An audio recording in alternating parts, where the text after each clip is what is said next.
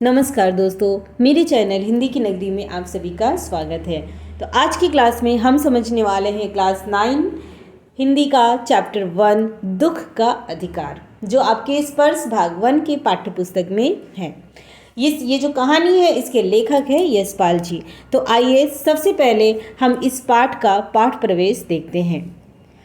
इस पाठ में लेखक यशपाल जी ने समाज में होने वाले उच्च वर्ग और निम्न वर्ग के भेदभाव को दर्शाया है। यहाँ लेखक अपने एक अनुभव को साझा करते हुए कहते हैं कि दुख मनाने का अधिकार सभी को होता है ना। चाहे वो समाज के किसी भी वर्ग का इंसान क्यों ना हो, चाहे वो समाज में अमीर है या गरीब, सभी को दुख मनाने का अधिकार होता है। तो इस पाठ में हम दुख का अधिकार का सार समझने वाले हैं। तो आइए कहानी देखते हैं। कहानी कुछ इस प्रकार है। लेखक के अनुसार मनुष्यों का पहनावा ही समाज में मनुष्य का अधिकार और उसका दर्जा निश्चित करता है।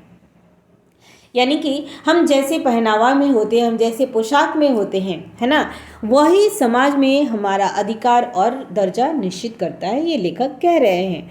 परंतु लेखक यह भी कहते हैं कि समाज में कभी कभी ऐसी भी परिस्थिति आ जाती है कि हम समाज के उच्च वर्ग के लोग छोटे वर्गों की भावनाओं को समझना चाहते हैं, परंतु उस समय समाज में उन ऊंचे वर्ग के लोगों का जो पहनावा होता है वो इसमें बाधा बन जाता है।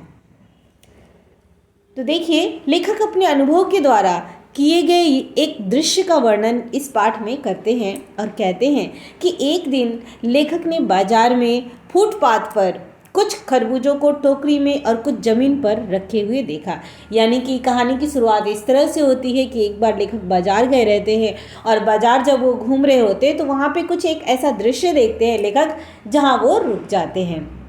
देखते क्या है कि फुटपाथ पर कुछ खरबूजे और कुछ टोकरी में खरबूजे रखे हुए हैं और खरबूजों के नज़दीक एक ढलती उम्र की, यानी कि उम्र दराज या अधेड़ बोल सकते हैं हम, उम्र की एक औरत बैठी रो रही थी। लेखक कहता है कि खरबूजे तो बेचने के लिए रखे गए थे, यानी कि वो औरत खरबूजे बेचने के लिए रखी थी, परंतु उन्हें खरीदने के लिए कोई कैसे आगे बढ़ता। कारण क्या था? खरीदने के लिए तो उस औरत को आवाज़ बोली लगानी पड़ेगी, है ना। लेकिन वो कंटिन्यू क्या कर रही है, खरबूजों को बेचने वाली औरत तो कपड़े में अपना मुंह छिपाए हुए थी और अपने सिर को घुटनों के पल रखे हुए बुरी तरह से बिलक बिलक कर रो रही थी। तो उसके रोने की वजह से कोई भी उसके पास जाकर खरबूजे खरीद नहीं रहा था। फिर लेखक कहते हैं कि उस औरत का रोना देखकर लेखक के मन में दुख की अनुभूति हुई। जब लेखक ने देखा कि वो औरत रो रही है तो लेखक को सहानुभूति और दुख की अनुभूति हुई, परंतु उसके रोने का कारण जानने का उपाय लेखक को समझ नहीं आ रहा था। ठीक है, अब लेखक उसे जानते नहीं थे। लेखक उस स्थिति में उस औरत को देखते हैं तो उनके अंदर करुणा और दुख के भाव तो उत्पन्न होते हैं, परंतु उसका रीज़न लेखक को समझ में नहीं आ रहा था, क्योंकि फुटपाथ पर उस औरत के नज़दीक बैठ सकने में लेखक का पहनावा लेखक के लिए समस्या खड़ी कर रही थी। अब देखिए, यहाँ पे जैसे शुरू में पोशाक की बात कही गई है ना, तो लेखक खुद उस औरत के पास बैठकर ये नहीं पूछ पा रहा है कि क्या समस्या है। कारण क्या है? लेखक का पहनावा। क्योंकि लेखक ऊंचे दर्जे का ऊंचे वर्ग का था और वो जो औरत थी वह छोटे वर्ग से थी। फिर लेखक कहता है कि इस औरत को इस अवस्था में देखकर एक आदमी ने नफरत से एक तरफ थूकते हुए कहा, देखो क्या जमाना है। अब लेखक तो वहाँ खड़े हैं, लेखक देख रहे हैं, तभी उससे देखते हुए एक आदमी कहता है कि एक आदमी उस औरत को व्यंग करते हुए कहता है कि कैसा जमाना है, जवान लड़की को मरे हुए अभी पूरे दिन भी नहीं बीता और यह बेशर्म दुकान लगाकर बैठी है। वहीं दूसरी तरफ खड़े एक दूसरे साहब जो है वो अपनी दाढ़ी को खुजाते हुए कहते हैं कि अरे, जैसा इरादा होता है अल्लाह भी वैसा ही लाभ देता है। यानी कि ये लोग उस औरत पे व्यंग कर रहे हैं, टोन किए जा रहे हैं। लेखक कहता है कि सामने के फुटपाथ पर खड़े एक आदमी ने माचिस की तीली से कान खुजाते हुए कहा। अब फिर लेखक तीसरे व्यक्ति को देखते हैं, वह भी क्या कर रहा है, उस औरत की निंदा करते हुए कहता है कि इन छोटे वर्ग के लोगों का ही क्या, इनके लिए तो सिर्फ रोटी ही सबसे ज़्यादा मजबूत होती है। यानी कि इन्हें सिर्फ रोटी और पैसे ही चाहिए। इनके लिए बेटा बेटी पति पत्नी धर्म ईमान सब रोटी का टुकड़ा है। इन छोटे लोगों के लिए तो कोई भी रिश्ता रोटी नहीं है। जब लेखक को उस औरत के बारे में जानने की इच्छा हुई तो लेखक ने वहाँ पास पड़ोस की दुकानों से उस औरत के बारे में पूछा। अब लेखक वहाँ पे खड़े हैं, लेखक देख रहे हैं कि कुछ आदमी उस पर व्यंग किए जा रहे हैं, फिर भी लेखक को कारण समझ नहीं आ रहा है। तो लेखक आसपास में कुछ जो औरतें थी उससे उस मतलब दुकान में जो औरतें थी यानी दुकानदार जो थे उनसे पूछता है, और पूछने पर पता चलता है कि उस औरत का 23 साल का जवान लड़का मर गया। ठीक है, फिर देखिए घर में उस औरत की बहू और पोता पोती भी है। उस औरत का लड़का शहर के पास 1.5 बीघे जमीन पर सब्जियां उगाने का काम करके परिवार का पालन पोषण करता था। तो ये सारी बात लेखक को आस पड़ोस की दुकान से पता चलती है। और लड़का कारण क्या था, देखिए लड़का परसों सुबह अंधेरे में ही बेलों में पके खरबूज चुनने गया था। खरबूज चुनते हुए उसका पैर 2 खेतों की गीली सीमा पर आराम करते हुए एक सांप पर पड़ गया। ठीक है, अब जब वो खरबूज चुनने गया था तो उसका पैर एक सांप पर पड़ गया। सांप ने लड़के को डस लिया। लेखक कहता है कि उस औरत के लड़के को सांप ने डसा तो उस औरत की ये बुढ़िया माँ पागल की तरह भागकर झाड़ फूंक करने वाले को बुला ली। अब जाहिर सी बात है कि जब उसे पता चला तो अपने बच्चे को बचाने के लिए जो कुछ भी प्रयास हुआ उसने किया। ठीक है, झाड़ फूंक वाले को भी बुलाया, झाड़ना फूंकना हुआ, नागदेव की पूजा भी की गई।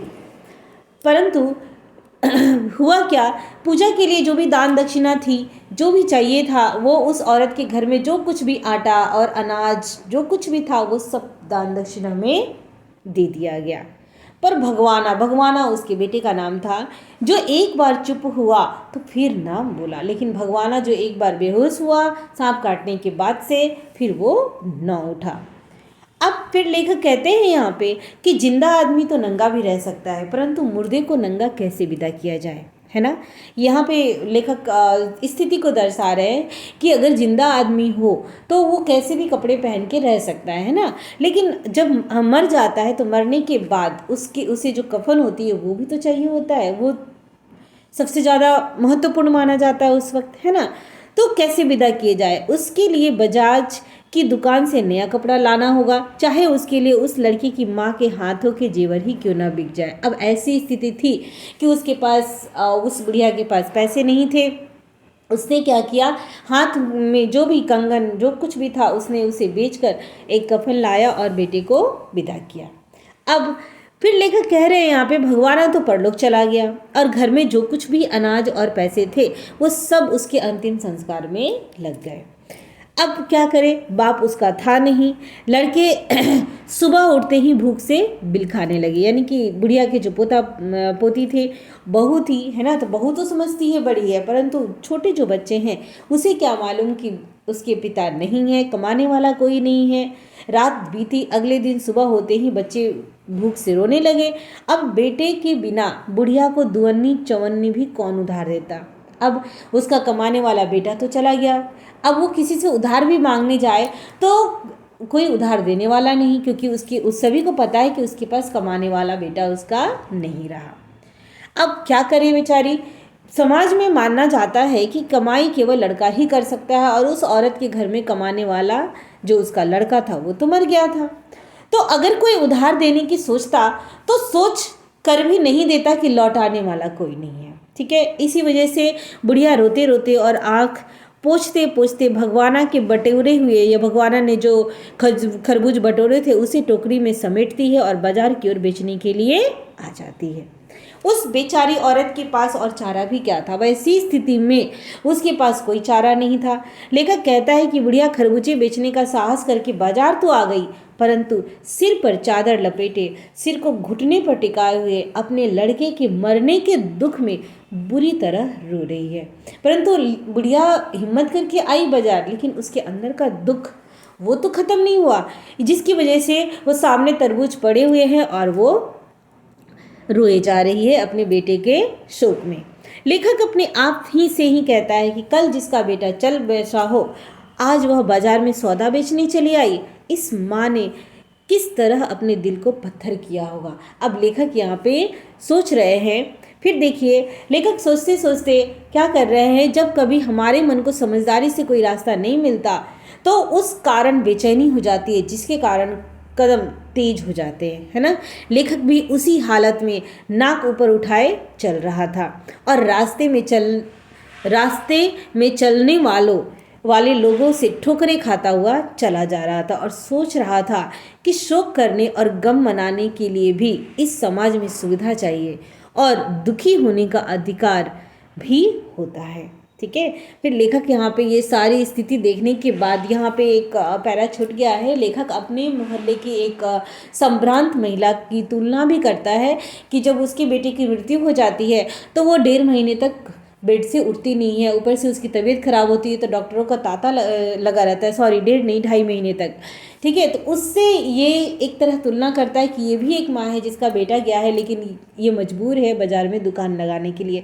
तो यही सब सोचते हुए लेखक वहाँ से आगे बढ़ता है और सोचते रहता है कि शोक और गम मनाने के लिए भी इस समाज में सुविधाएं चाहिए और जिसके पास सुविधा नहीं है उसे दुखी होने का अधिकार भी नहीं है।